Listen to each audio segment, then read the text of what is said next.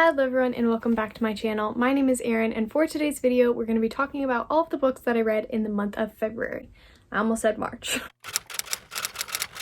So in the month of February I would consider it a pretty good reading month, all things considered. I managed to read 10 books this month. That is in large part due to the weekend reading vlog that I recently filmed.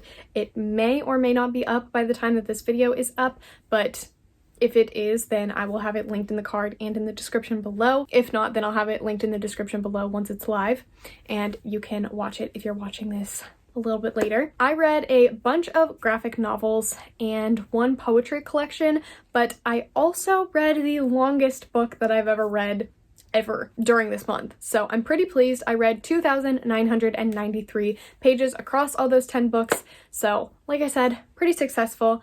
And let's just get started with everything that I read because I talk a lot, so it's probably going to be a long video. So the first book that I read in the month of February was The Sweetest Kind of Poison by Katie Wismer.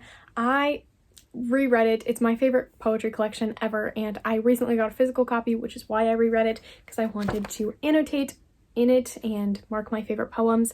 This was a 5 out of 5 stars. I've talked about this plenty. It's also talked about in my favorite books of all time video. If you're interested in checking that out, I'll have it linked below as well. But yeah, this kind of chronicles the mental cycle that people go through once they're out of a toxic relationship, and it's amazing. I love it so much, and if you haven't read this poetry collection, I highly recommend it, or just like anything that she's ever written. I'm obsessed. Plus, she's a self-published author, so definitely support her if you can. The next book that I read in the month of February was Take a Hint, Danny Brown by Talia Hibbert. I gave this a 4 out of 5 stars. This is the second book in the Brown Sisters trilogy. It's a companion contemporary romance trilogy, and I read Get a Life, Chloe Brown, I think December of 2019, and I didn't love that one. I think I gave it like 3 stars. I loved Take a Hint, Danny Brown so much more than I liked Get a Life, Chloe Brown. I ended up giving this one a 4 or a 4.5 out of 5 stars, I believe. I loved Danny. I love how motivated she is. That's like my favorite part of the book. Even though it's a little bit unhealthy at times and she learns to manage it, I still love how driven she is and how she's not willing to compromise her goals just to make some other man happy, which is something that stays throughout the entirety of the book. I also love the relationship that she has with Zafir and how he is not forcing her to do that. He never asks her to do that once, which is why the relationship works so well. And also I thought it was really cool that Zafir has mental health issues, not because I think that's cool, but because it's refreshing to see a man struggle with mental health, because I feel like that's not something that's really talked about, and he deals with pretty severe anxiety, and Danny helps him with that. Even though she's not exactly sure 100% of the time how to do it, she does the best that she can and is very open, and I don't know what the word I'm looking for is, but she's listening to what he needs and doing her best to meet that for him so that he can get a little bit better and his panic attacks will pass and not be as traumatizing. I guess I should probably give you a summary of what this one's about instead of just reviewing it.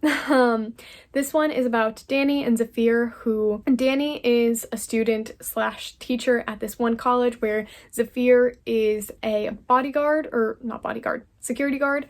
And one day there is like a fire, and Zafir goes in and takes Danny out, or rescues her, and he's carrying her fireman style. And as I was saying before I was so rudely interrupted, a picture is taken while he is carrying her and it ends up going viral, and they decide to fake date because it's kind of helping them both. And also Danny is kind of looking for a friends with benefits situation, so they go with that as well. Obviously things start happening. So if you're into the friends with benefits trope, it has that. If you're into fake dating, it has that. It has mental health representation for a male, which is really great. It's anxiety specifically. There is a content warning for loss of a family member in there, so just be wary of that. The family member's death does not occur while in the book, but it is mentioned and talked about a little bit. Actually a decent amount. It is also written by a Black author featuring Black characters, so if you're into that, there's that. and Danny is bisexual. So there's a lot of things going on that it incorporates, and I really adored it, and I cannot wait for Act Your Age Eve Brown, which I believe comes out this month. The next book I read was A Touch of Darkness by Scarlett St. Clair. This is the first book in her Hades and Persephone series, and as the title of the series would kind of allow you to infer, it's a Hades and Persephone retelling. This is not necessarily like fantasy. It is obviously a Greek mythology retelling, but it's definitely more focused on the romance. I thought it was really cool how they incorporated something that is ancient, this mythology, into the modern day. I thought that was really well done. And there are 4 books in this series. Not all of them are out, just the first 2. The third one is coming out in the spring of this year, I think maybe May.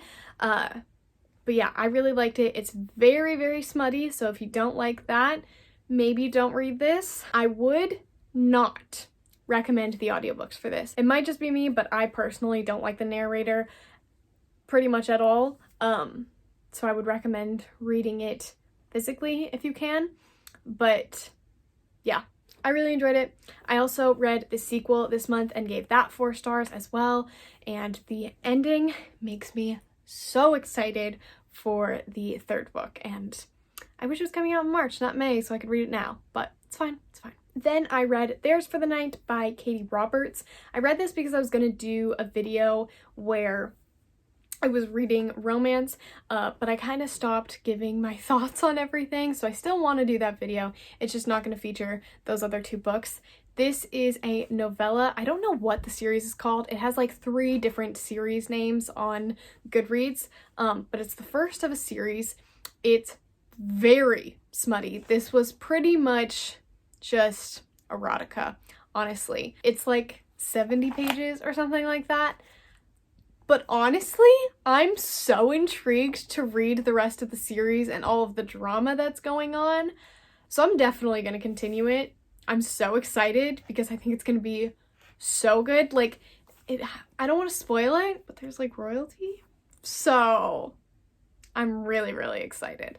And I'll probably read the next book in March. But I gave that one 4 stars, if I didn't mention. The next book and the longest book that I read this month was A Court of Silver Flames by Sarah J. Maas. I gave this a 5 out of 5 stars. I have an entire dedicated reading vlog for this, so I'll have that linked down below. I think it will be up before this. I adored this book. I gave it 5 out of 5 stars. I think I just said that. This is Nesta and Cassian's story. It's the 4th book in the series. I guess it's technically the 5th if you include the novella. But yeah, I loved it. It was pretty much just a mental health book, so it's not crazy on the fantasy, but even with that being said, I feel like the world was really expanded upon in this book, and I loved it, and I cannot wait for the next 2 books in the series to come out, and hopefully a bunch of novellas, because I want to see more points of view from different characters. I also loved the relationships that were formed in this book. I thought it was amazing, and I'm not going to go into specifics because, like I said, I have a whole vlog, and also I don't want to spoil anything for anyone, but the relationships in this, top tier. It's my favorite book in the series, and my favorite Sarah J. Maas book of all time. It was just impeccable. Then the next books that I read in that weekend reading vlog, we have Acorn Cove by Katie O'Neill, which I gave a 4 out of 5 stars. I love the art style as per usual. I don't love this as much as I love the Tea Dragon Society series by her, but it was still adorable and something that I think everyone should read. Then we have A Quick and Easy Guide to Consent by Isabella Rotman. I think that this is a wonderful read. I gave this a 5 out of 5 stars as well. There is a little, there's like a little mini series, but that this Limerence publishing house imprint is doing. So they have A Quick and Easy Guide to They Them Pronouns, A Quick and Easy Guide to Queer and Trans Identities, A Quick and Easy Guide to Consent, and then another one, but I'm not quite sure what that one is called. I've read them all. I've given them all 5 stars. I think that they're super informative, and I feel like this is full of a lot of common sense, but obviously like some people are still not getting it because we still have issues with this. So I recommend everyone read it. I think that this could be really, really validating. That's definitely what I got from it, and I'm so glad that I read it. Then I read Moonstruck Volume 3, Troubled Waters by Grace Ellis and Shay Beagle. This one is my least favorite in the series, but I think that it's set up really well for the next book, so I'm super excited to continue, and I still will be continuing, obviously. This is a great series. I think that it's so sweet and wholesome and super diverse. So if you're looking for like a light fantasy but mostly contemporary, then I would highly recommend this. I say light fantasy because there are fantastical elements.